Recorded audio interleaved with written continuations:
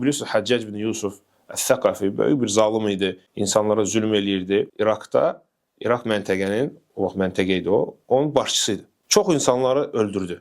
Haqsız və zülm edərək.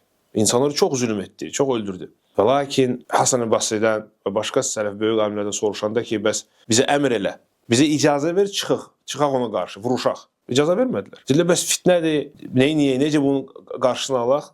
Nə dedi o vaxt Hasan-ı Basri? Başqa alimlərdən də rivayət olunur. Deyir ki, mən o Həccacı yalnız Allahın cəzası kimi görürəm.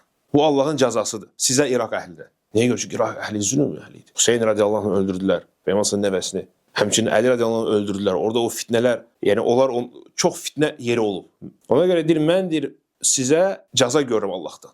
Və Allahın cəzası qılıncla qarşılanmaz. Allahın cəzası tövbə ilə, istiğfarla qarşılanır. Yəni istəyirsiniz ki, Allahın cəzası qalxsın, qutarsın, zəifləsin, tövbə edin. Allahdan bağışlama istəyin ki, o fitnə aradan qalxsın.